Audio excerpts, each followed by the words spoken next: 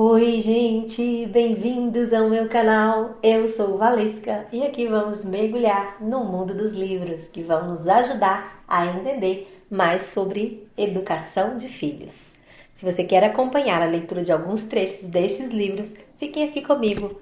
Toda semana vou trazer a leitura de trechos dos livros que estamos lendo lá no meu grupo de WhatsApp. Vou deixar o link na descrição do vídeo caso queira receber todos os dias áudios, PDFs, atividades e ofertas que disponibilizo lá. Você será muito bem-vindo. Já se inscreve, deixe seu like, seu comentário, compartilhe esse vídeo, ativa o sininho e vem comigo.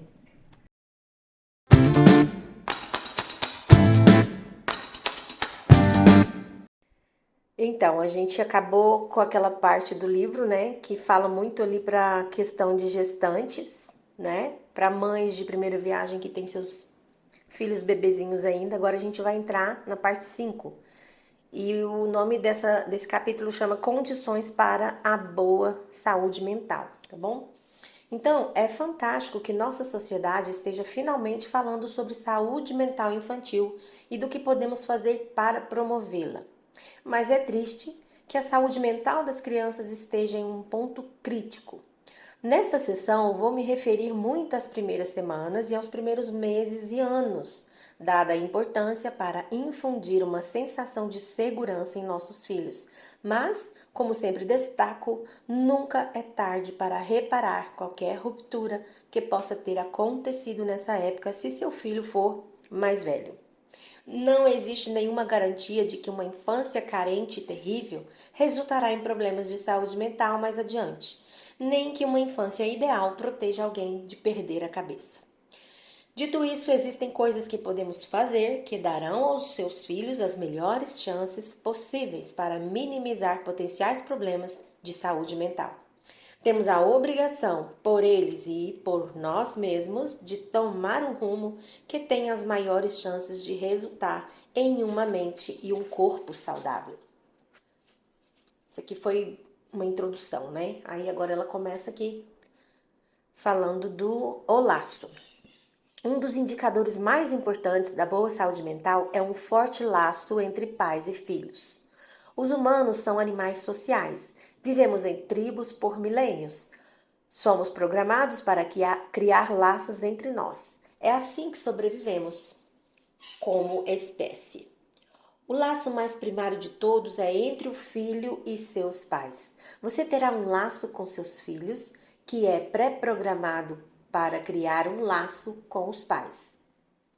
Mas como você pode tornar esse laço tão gratificante quanto possível para vocês dois? Um laço que tenha mais chances de desenvolver um potencial de saúde e felicidade. Já falei sobre a importância de fazer companhia a um bebê, de estar ao seu lado enquanto ele tem seus primeiros humores e sentimentos para que não se sinta sozinho. Também já falei sobre a importância da proximidade física dos pais para o bebê. Mas como, além dessa presença concreta, conseguimos nos aproximar emocionalmente de um bebê ou de uma criança pequena? Afinal, um de vocês não consegue usar palavras. O que cria o laço e sua relação é dar e receber. Com isso, estou me referindo à influência mútua, que temos uns sobre os outros. Pode parecer óbvio que eu afeto você, que você me afeta e que formamos uma relação única juntos, diferente das que mantemos com outras pessoas. E é isso que deve acontecer, ou já aconteceu de maneira inconsciente entre você e o seu bebê. Estou começando pelos bebês porque é aí que a relação dos pais começa. Mas o que tenho a dizer sobre a comunicação recíproca, sobre a importância do diálogo como uma dança colaborativa, é importante para qualquer relação. Dar e receber, o vai e vem da comunicação. Inicialmente, quando o seu bebê faz um barulho, está se comunicando com você. Os barulhos de um bebê, seus gestos, seus choros coercivos e a maneira como começam brincadeiras de alternância de turnos são os precursores da conversa. Por meio de tudo isso, seus filhos estão procurando a reciprocidade. Se você os silenciar, está dizendo que a comunicação deles não é bem recebida. Com o tempo e muitos psiu, né? Isso pode fazer com que eles sintam que não são bem-vindos.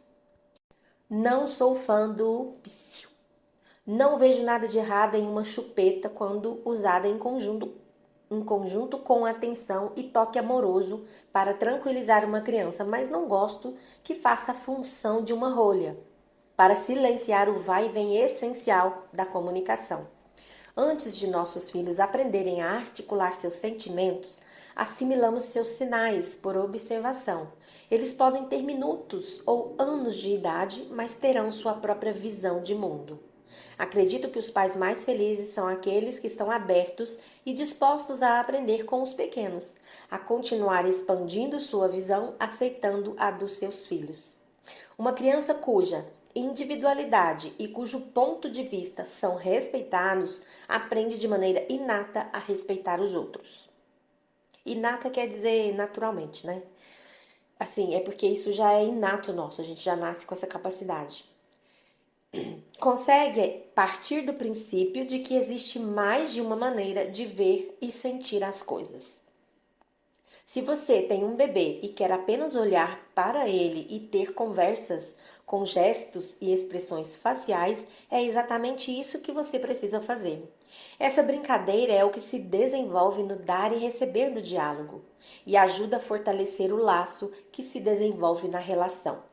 Mais adiante, perdemos de vista nossa comunicação corpo a corpo com nossos filhos conforme as palavras vão assumindo o protagonismo, pouco a pouco, mas ainda estão lá.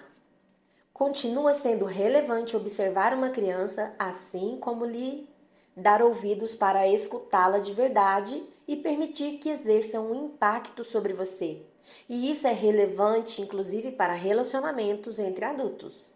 Em um diálogo, seja composto apenas de olhares e gestos, ou incluindo sons ou fala, as duas partes afetam uma a outra. Por gestos, me refiro a todos os movimentos corporais, alguns deliberados e outros que envolvem contatos físicos conforme vamos entendendo os humores e intenções um do outro. Nenhuma parte apenas ensina e dá, e nenhuma parte apenas recebe como uma esponja. Não é apenas um corpo afetando o outro, mas ambos os corpos se afetando mutuamente. É assim que se forma uma relação enriquecedora. O impacto mútuo é o segredo para todas as nossas relações, e isso também vale para pais e filhos.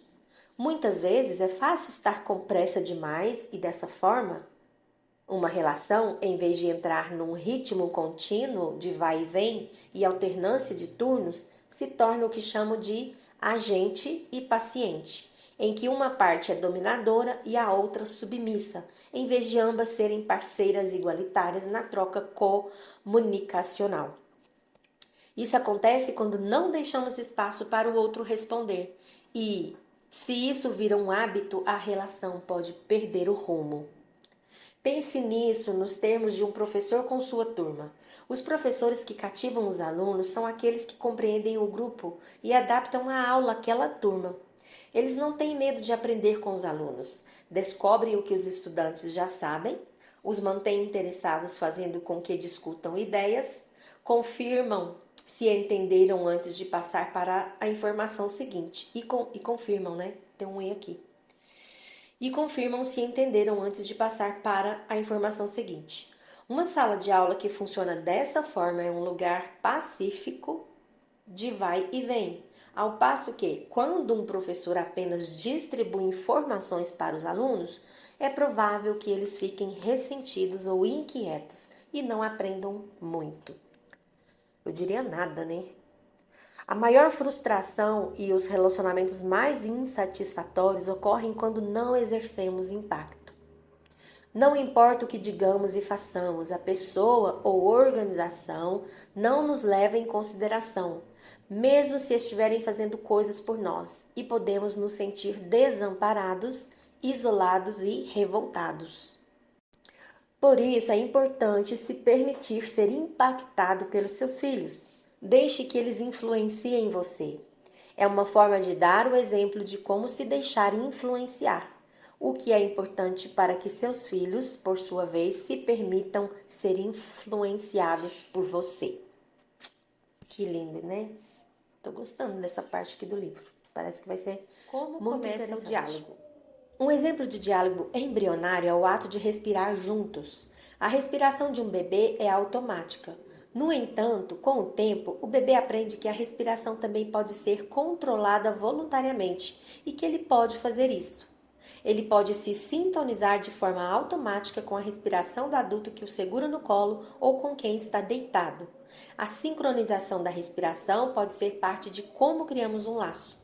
Descobri que ficar deitada com minha bebê e sincronizar minha respiração com a dela e notar quando ela fazia o mesmo era gratificante e comovente. Talvez seja por isso que cantamos para as crianças e junto com elas, seja canções de ninar, seja músicas pop, porque cantar junto é respirar e brincar junto. Aqui eu vou pôr o exercício no mesmo áudio, porque 1 minuto só, né? É bem curtinho. Então, ela vai ensinar aqui um exercício de respiração. Fique de frente para o seu parceiro ou parceira ou um amigo e sigam os padrões de respiração um do outro. Note como você se sente quando acompanha, como se sente quando guia e faça isso até relaxar no exercício. Continue por um bom tempo até, pelo menos, começar a notar quais sentimentos surgem fazendo esse exercício. Aqui ela vai ensinar outra forma. Outro tipo de interação, alternâncias de turno. Desculpa, esqueci de ler o subtítulo.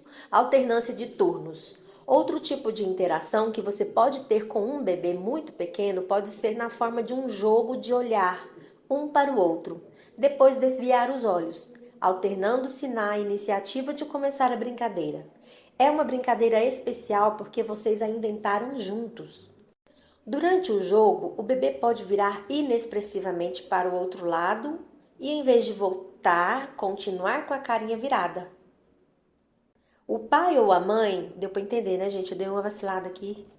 Durante o jogo, o bebê pode virar inexpressivamente para o outro lado e, em vez de voltar, continuar com a carinha virada. O pai ou a mãe, em resposta, se recosta e espera o bebê fazer seu movimento. Então, o bebê olha mais uma vez com uma expressão curiosa e sorridente. A mãe ou o pai pode dizer, com uma voz suave e gentil: oi de novo, você voltou? Então o bebê pode repetir o processo muitas vezes até se sentir satisfeito. Quando mães e bebês de 4 meses mostram padrões de alternância entre dar e receber, observar, escutar e responder, os pesquisadores conseguem prever que quando a criança tiver 1 ano, a mãe e o bebê terão uma relação de apego seguro. Se pensarmos na metáfora do deserto, esse é o bebê se sentindo resgatado e bem recebido. Ele pode confiar que suas necessidades, inclusive a de se relacionar, serão atendidas na maioria das vezes. Claro, como tudo que é humano, a criação de laços pode dar errado. Os pais podem interromper e interferir no processo natural se não observarem, não escutarem e não enxergarem o mundo tanto quanto necessário pelo ponto de vista da criança. Assim, se os pais perderem muitos sinais de seu bebê ou forem exigentes demais, é improvável que o pequeno aprenda a se sentir seguro nessa relação. Ao menos até os pais mudarem seus padrões de se relacionar, tornando-se mais observadores e responsivos. Você pode achar esse tipo de reciprocidade sintonizada uma coisa árdua e exaustiva, em vez de fácil e natural. E não é culpa sua. Pode ter a ver com a forma como responderam a você quando você era bebê. Ou pode ser que não consiga se sintonizar naturalmente com outras pessoas e ter dificuldades para isso. Por hoje é só, pessoal. A importância da observação engajada.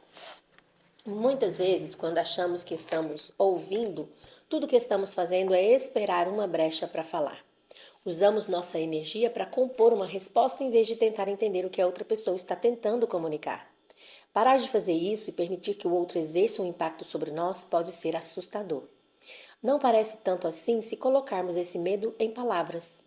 Mas em muitos casos temos um medo tácito de que, se realmente ouvirmos e nos permitirmos ser influenciados, vamos desaparecer. A boa notícia é que não vamos desaparecer. Muito pelo contrário, vamos crescer. Esta é a história de Judy e Joe. Nas nossas primeiras semanas juntas, eu costumava me sentir esgotada pela carência da minha bebê, a Joe. Eu queria ser acessível para ela, responder a seus choros, mas era difícil para mim. Sentia que ceder às suas demandas significaria me perder, ser dominada por ela.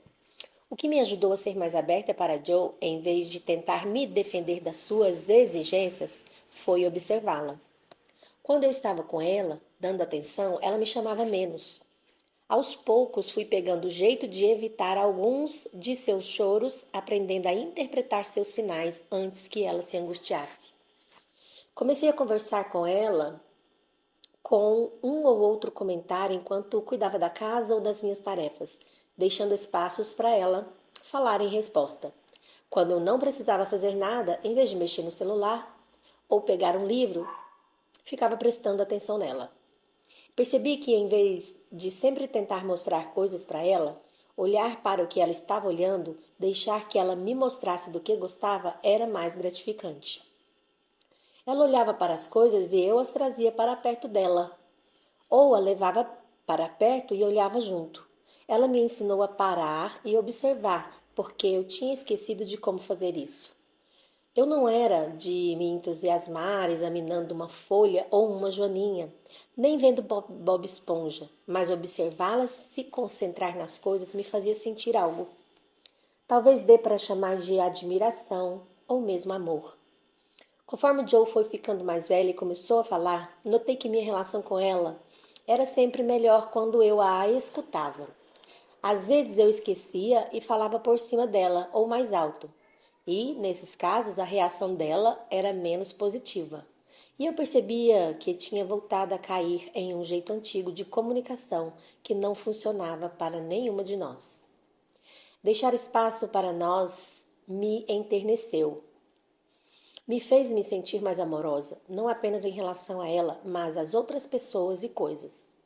Joe está quase adulta agora e acho que sou mais adulta do que era de tanto que expandi minha visão ao observá-la, escutá-la e ver as coisas da sua perspectiva. Falar agora de como ela me afeta me enche de amor, um amor do qual eu talvez fosse incapaz antes de ser mãe. Me sinto expandida por ela. A experiência de Jude define a relação dela com sua bebê, uma nova forma de responder e fazer companhia que aprendeu com a filha. Ao escutar de verdade, em vez de apenas pensar na resposta ou no que queria transmitir, ela desenvolveu um amor profundo e uma relação de afeto com Joe. Todos podemos fazer isso com os nossos filhos, sejam bebês, crianças ou adultos, e com qualquer pessoa. O que acontece quando você se vicia no celular? Se você é fisicamente próximo dos seus filhos, mas está deixando de ver as solicitações deles, porque, por exemplo, vive no celular ou no computador, isso pode incomodá-los. Pense em como você se sente quando sai com um amigo e ele passa a maior parte do tempo no celular. É irritante, não? Como você tem sua personalidade mais ou menos já formada, isso não vai causar grandes prejuízos, embora não vá ajudar muito sua amizade com a pessoa em questão. Seus filhos, porém, estão no processo de formar sua personalidade e seus hábitos em relação a você. Sabemos que alcoólatras e dependentes de drogas não são os melhores pais porque sua prioridade é sempre a substância em que são viciados. Por isso, seus filhos são privados da atenção de que tanto necessitam. Eu diria que viciados em celular não são muito diferentes. Não recomendo jogar ou ver e-mails no celular na frente de uma criança pequena por longos períodos. Você não apenas a privará de contato, como vai criar um vazio dentro dela. E, sem querer dramatizar, esse é o tipo de coisa que pode fazer com que as pessoas se tornem dependentes mais adiante na vida, quando tentam preenchê-lo com substâncias viciantes ou atividades compulsivas para impedir que um sentimento de desconexão, de vazio, as atormente. Você também corre o risco de que seus filhos se tornem viciados em telas como um substituto do contato interpessoal. É possível ter uma sensação de conexão mais instantânea com uma tela do que com um contato significativo com outra pessoa, mas não é um substituto saudável e sustentável. É bem possível que você tenha se apegado ao celular por causa de sua necessidade de contato. Bom, seus filhos têm a mesma necessidade de contato, só que de maneira mais intensa, porque precisam de você para ativar o próprio cérebro. Os seres humanos não se desenvolvem normalmente em isolamento. Nós precisamos de pessoas. Todos que cuidam dos seus filhos precisam saber disso também, seja uma babá, um amigo ou um parente. Se você ou eles estiverem sempre olhando para uma tela, seus filhos vão querer uma para olhar também. Se ao ler isso você percebeu, de repente, que ignora seus filhos com frequência, não pense, estraguei meus filhos para sempre. Porque não é esse o caso. Simplesmente parando e abrindo espaço para eles, você pode reparar sua relação. Esse áudio é bem curtinho, eu pensei em continuar a leitura, mas eu achei bem interessante, né, essa questão do celular, porque eu bato muito na tecla disso, né, com os pais, né, que chegam até mim precisando de algum auxílio, enfim. Então vai ficar esse áudio mesmo aí, bem curto, pra gente poder depois, se quiser voltar nele, achar ele de maneira mais eficiente, né, mais rápida. Vou até colocar um nome aqui, quando eu compartilhar ele lá no grupo. Nascemos com uma capacidade inata para o diálogo. O experimento sobre a resposta materna permitiu mais uma observação importante. É difícil para muitas mães manter o rosto sério ao olhar para seu bebê. Isso mostra como os sinais do bebê são poderosos, que somos programados para responder. Precisamos apenas deixar acontecer. Nascemos com essa capacidade inata para o diálogo, para a interação, para a alternância de turno. Esse processo começa no nascimento e não para. Talvez tenha início antes mesmo disso. O processo do parto pode ser uma forma de alternância também, com contração seguida por um repouso. No diálogo, a ação de uma pessoa produz uma iniciativa de tomada da palavra na outra. No processo de alternância de turnos, os pais e os bebês se encontram cada um em seu ritmo. Ambos se sintonizam e aprendem um com o outro. Juntos, os bebês e seus pais desenvolvem padrões únicos de convivência. Um bebê pode desenvolver um padrão com um dos pais, um diferente com o outro, um terceiro com um irmão e assim por diante. Cada relação tem um padrão diferente. Esses padrões não são guiados pelo adulto, mas criados em conjunto com o bebê. Não são totalmente fixos, mudam de acordo com os humores e a contribuição de cada parceiro. Às vezes, os parceiros se entendem e, em outras ocasiões, não. Nesse caso, alguns ajustes precisam ser feitos. Você vai descobrir o que seus filhos querem por meio da observação, por tentativa e erro, pela reparação de erros anteriores, tentando de novo e conseguindo da segunda vez. Pode aprender a interpretar determinado olhar como quero mais sorrisos e, em outra hora, pode descobrir que uma expressão parecida significa quero comida. É muito normal não conseguir entender o que um bebê quer dizer com seus gritos ou gestos. Tudo bem, mas você ainda assim pode responder à sua maneira. Não é o sentido que importa tanto, e sim o padrão de alternância na comunicação. Eu me sentia incapaz como mãe de primeira viagem quando pais mais experientes me diziam que não seria demorado aprender a interpretar os choros, que um significaria que o bebê está com sede, enquanto o outro que está com muito calor. Não que os choros para mim fossem uma linguagem inadequada. Eram sons, uma comunicação de um outro tipo que exigia minha atenção e observação e empenho, mas não um glossário inexistente para entender os bebês. Ficou mais fácil quando os padrões de observação e alternância de comunicação foram estabelecidos. Um bebê aprende a se comunicar e encontra conexão estando com sua família, e vice-versa, pois cada par desenvolve seu sistema único de comunicação. É semelhante ao processo que ocorre quando os bons comediantes de stand-up leem sua plateia e se adaptam para fazer sua melhor apresentação para aquelas pessoas específicas. Não existem duas plateias nem dois bebês iguais. Depois de alguns meses, cada parceiro conhece o outro melhor e já aprendeu a estar um com o outro do modo que cada um acha mais satisfatório. A observação e a alternância de turno representam um papel importantíssimo nisso, embora na maioria das vezes seja inconsciente. Esta é a história de Simon.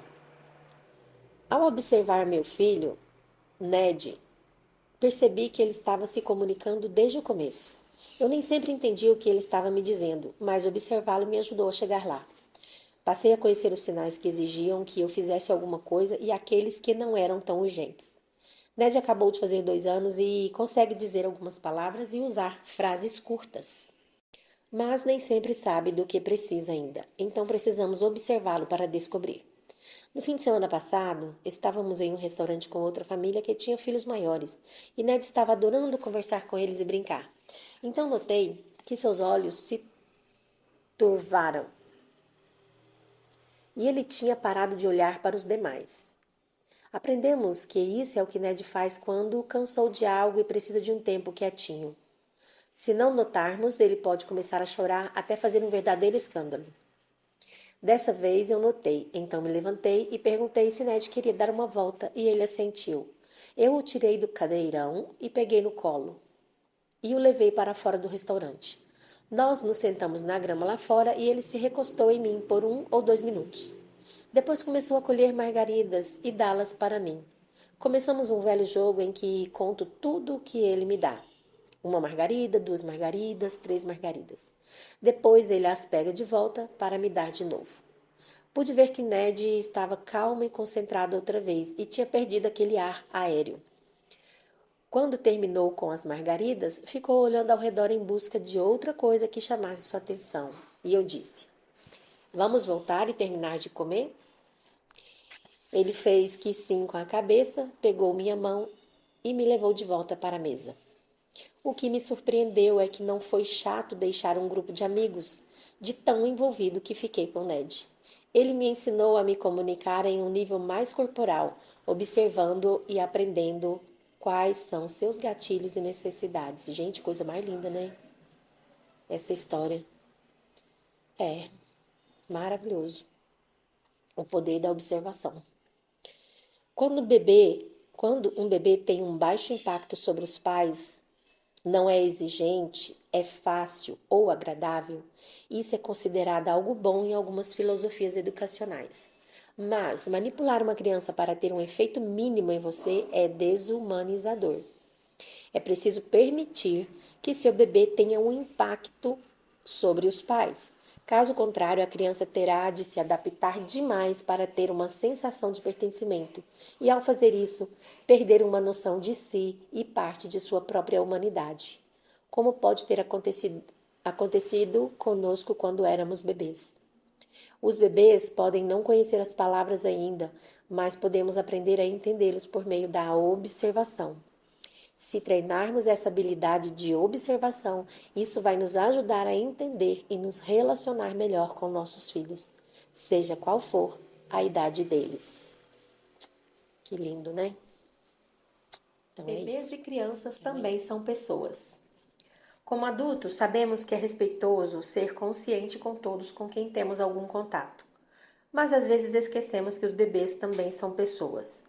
Tente pensar nos seus filhos como sócios na empreitada de receber cuidados. Por isso é importante criar o hábito de contar ao seu filho o que vai acontecer. Depois deixar uma pausa antes disso. Por exemplo, imagine que seu bebê está num carrinho e você vai pegá-lo para colocar no carro.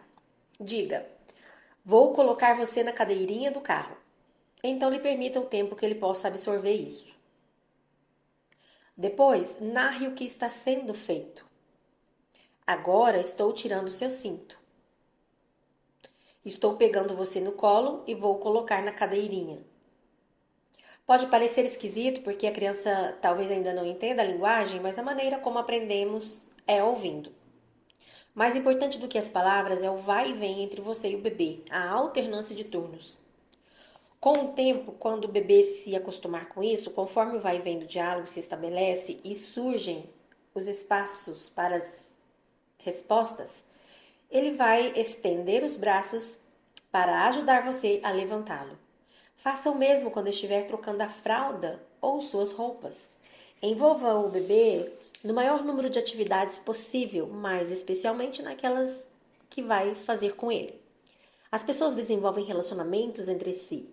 Quanto mais abertos somos para os outros e mais sensíveis conseguimos ser às sutilezas dos olhares e gestos, à agitação ou ao relaxamento, mais conseguimos evitar a infelicidade e o desespero em nossos bebês e, por consequência, em nós mesmos.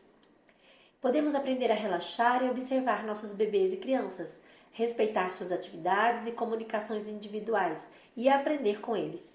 Isso torna a criação dos filhos, que, como você sabe, pode parecer lenta e entediante nos primeiros meses e anos, parecer bem menos assim porque lhe dá sentido. A atenção positiva dada aos seus filhos nunca é desperdiçada. Acho que podemos errar quando pensamos que são os grandes gestos que importam. A viagem a um parque temático, o grande presente de Natal, a festa de aniversário. Essas coisas podem ser boas, mas são as interações do dia a dia que contam. Com tentativa e erro de ambos os lados, as minúcias da interação cotidiana vão se tornar tão gratificantes quanto possível para vocês e proporcionar aos seus jovens humanos a capacidade de serem felizes. Legal. Exercício, página 168. Como melhorar no diálogo? Para melhorar ainda mais no diálogo, pense em como ouve e observa quando está escutando bem. Seu bebê, outro filho ou um adulto. O que acontece é que você nota os movimentos, tons, gestos e expressões do falante. Se concentra no que está sendo dito e pode estar consciente aos sentimentos que o falante lhe desperta. Então, o que pode atrapalhar a sua escuta e observação? Muitas vezes é ficar preparando sua resposta na cabeça de antemão ou deixar a mente divagando em outros assuntos. Claro, essas coisas sempre vão acontecer em algum grau, mas o que você pode fazer é notar quando parou de se concentrar no falante ou na criança ou no bebê e voltar sua atenção para o interlocutor. Com a prática, você vai se aprimorar como um bom ouvinte e um parceiro igualitário como treinamos nossos filhos para serem irritantes e como romper esse ciclo. Enquanto pesquisava para um programa de TV que produzi sobre surrealismo, descobri que quando Salvador Dalí estava na escola, bateu de cara com um pilar de mármore uma vez, se machucando feio. Quando lhe perguntaram o motivo para ter feito aquilo, respondeu que foi porque ninguém estava prestando atenção nele. Se bebês e crianças não estiverem recebendo o que precisam no começo da vida, se não se sentirem vistos, se não puderem ter certeza de que vão ser respondidos, podem ficar presos nesse estágio de tentar chamar atenção. E é então que você e outras pessoas podem vê-los como irritantes. Podemos expressar isso em outros termos. É impossível mimar um bebê com respostas sensíveis demais às solicitações dele. O tempo dedicado no início da vida faz a criança se acostumar a ter suas necessidades de conexão atendidas. Ele internaliza isso, sabe que pode confiar nos adultos e não precisa continuar buscando se conectar. Se não receber atenção suficiente, a criança pode acabar se sentindo real apenas quando causa um impacto emocional ou comportamental direto nas pessoas à sua volta. Uma criança que recebe atenção suficiente vai se sentir segura. Não terá de se preocupar com relacionamentos, nem se tornar obcecada com eles, ou sentir que precisa ser performática, fazer acrobacias ou dar de cara em pilares, para se sentirem seguras. Se você não responder à maioria das solicitações de atenção de uma criança, ela vai fazer isso de forma mais escandalosa ou, quando ficar mais velha, mais inconveniente. A atenção negativa de uma mãe ou um pai é melhor do que nenhuma, porque, pelo menos assim, sabe que os pais têm conhecimento de sua existência. Ela se sente obrigada a perturbar, o que, claro, a torna ainda mais excluída. Quando a criança está sofrendo, a convivência torna-se mais difícil. o que é uma pena, porque nesse momento ela precisa de ainda mais atenção para reparar a ruptura inicial. E se sua relação com seus filhos parecer algum tipo de batalha em que toda a atenção parece ser negativa e você os vê apenas como um incômodo? Ixi, gente, isso aqui é uma pergunta. Vou ler de novo. E se sua relação com os seus filhos parecer algum tipo de batalha em que toda a atenção parece ser negativa e você os vê apenas como um incômodo? Primeiro, você pode encontrar outra coisa longe dos seus filhos e de casa para dar vazão de forma segura a essa raiva acumulada. Pode ser conversar com alguém que não julgue você ou entrar em uma sala à prova de som, bater em um travesseiro e dar uns bons gritos. Para reverter essa relação e esse padrão de comportamento, você pode fazer o que o psicólogo Oliver James chama de bombardeio de amor. Segundo James, para restaurar o termostato emocional de seus filhos, e devo acrescentar que o seu também, você precisa passar um tempo com eles. Não um tempo de convivência em que vocês apenas ficam juntos, mas um bombardeio de amor. Trata-se de um período com começo e fim, determinados em que a criança, dentro dos limites do razoável, toma as decisões. É a criança que decide o que vocês vão fazer e onde. O bombardeio de amor é um tempo a sós, então você pode fazer isso em casa, quando o resto da família estiver visitando os parentes ou, talvez, se puder, pagar em um hotel. Em todo período de 24 horas ou um fim de semana, a criança, desde que seja segura e dentro da lei, fica no comando do que vocês vão fazer e comer.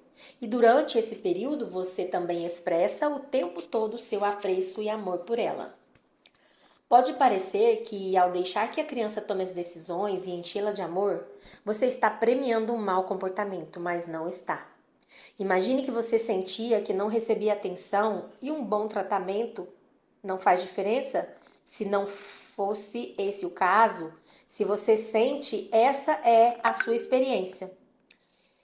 Então, ai meu Deus, me perdi aqui, ó. Imagine que você sentia que não recebia atenção e um bom tratamento da parte de pessoas cujo amor, admiração e atenção são sua principal fonte de conexão.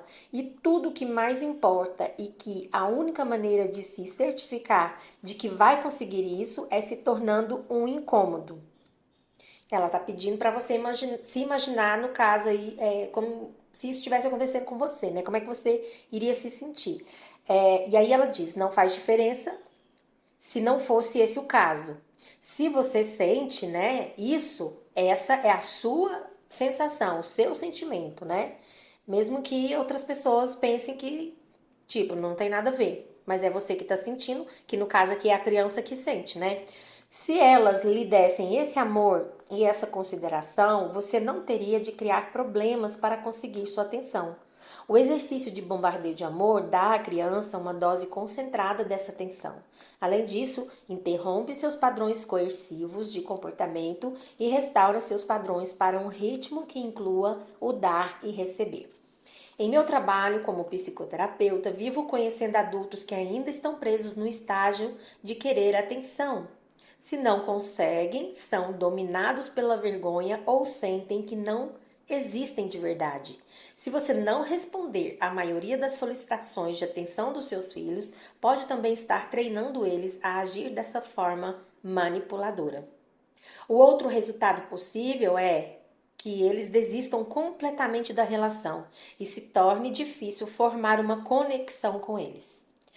Não existem desvios ou atalhos para dar a atenção de que seus filhos precisam.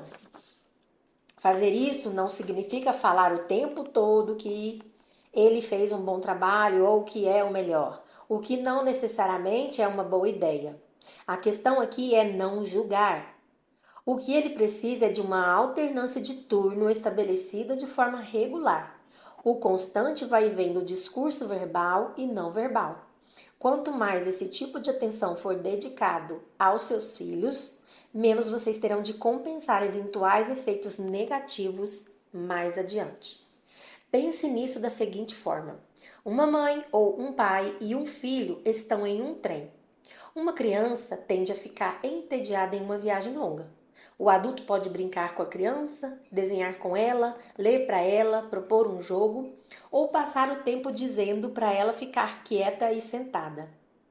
É mais agradável para ambos brincar ou ler, passar esse tempo com o dar e receber, do que passar o tempo repreendendo ou suportando um barulho que é desagradável para você e para as outras pessoas no vagão. Também pode acontecer que, quando você dedica tempo no começo de um longo período, como uma viagem de trem, a criança possa ficar envolvida em uma atividade em conjunto no começo e, quando não precisar mais de você, pode sobrar um tempo para ler seu livro ou fazer o que você quiser. É isso aí para hoje. Por que uma criança se torna pegajosa?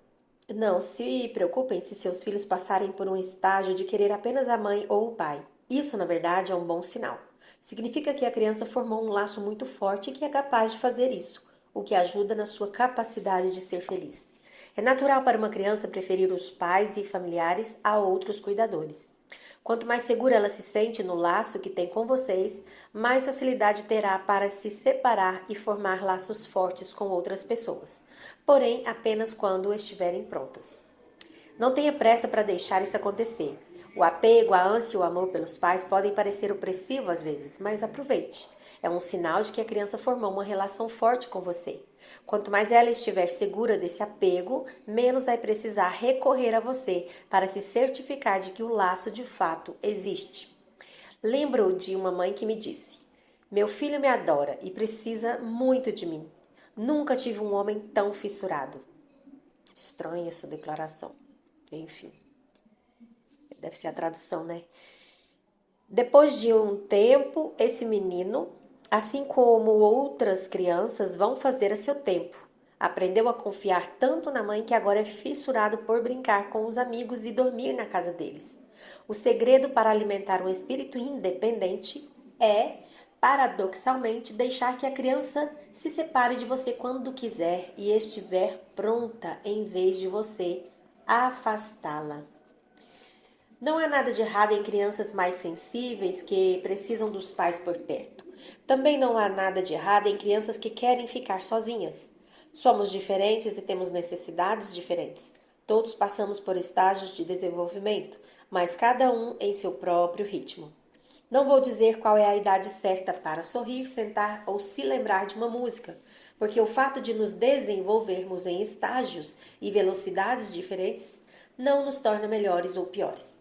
A melhor forma de passar por qualquer estágio em que uma criança esteja é atender às suas necessidades de relação no momento, para que você e ela possam avançar sem correr o risco de empacar em determinada fase. Você não pode apressar ou ignorar um estágio, caso contrário, a criança pode ficar presa nele. Quanto mais energia positiva você dedicar aos seus filhos no começo, menos precisará investir no futuro. Gente, eu sempre acreditei nisso. Enfim, era uma intuição minha mesmo. Eu creio não, eu tenho certeza. Eu creio que a infância, né, a primeira infância ali é a fase mais importante, é onde os pais devem estar realmente presentes e se dedicarem, porque isso tudo vai passar, né? Então, se assim não for, você vai ficar uma vida inteira cheia de preocupação com os filhos, né? Então, a primeira infância ela tem que ser acompanhada de perto, assistida. Eu normalmente eu não gosto da minha opinião, mas enfim, eu sou contra, né, mães trabalharem fora enquanto seus filhos são pequenos, justamente por eu acreditar nisso, né, que da necessidade da presença da mãe enquanto a criança é pequena, né, pelo menos até uns 6, 7 anos, a criança precisa dessa presença. Bom, mas assim, eu não gosto de dar minha opinião porque eu não quero gerar polêmica, né? Porque eu sei que a realidade de muitas pessoas, isso não é possível, né? A mãe se dedicar 100% ao filho ali, né? Tem o caso das mães solos também, que é uma situação bem difícil. Mas enfim, a gente faz o que dá pra fazer, né? Cada um com a sua jornada, vamos dizer assim. Então é isso, essa questão aqui, né, que achei bem engraçado ela falar, você não pode apressar ou ignorar, né, nenhum estágio. É, existe uma frase que fala assim, não apresse o rio porque ele corre sozinho, né, uma frase aí que a gente pode usar para tudo na vida. Eu sei que a gente às vezes quer as coisas para ontem, né, mas eu sempre, quando eu tô muito ansiosa, assim, para que algo se resolva, para que algo aconteça, eu sempre lembro dessa frase: não apresse o rio, porque ele corre sozinho. Tudo tem seu tempo, né? E se você chegou até aqui, de coração, muito obrigada. Isso mostra que você se importa de verdade em oferecer o melhor para os seus filhos. E isso já é um passo gigante na jornada da educação com amor e consciência.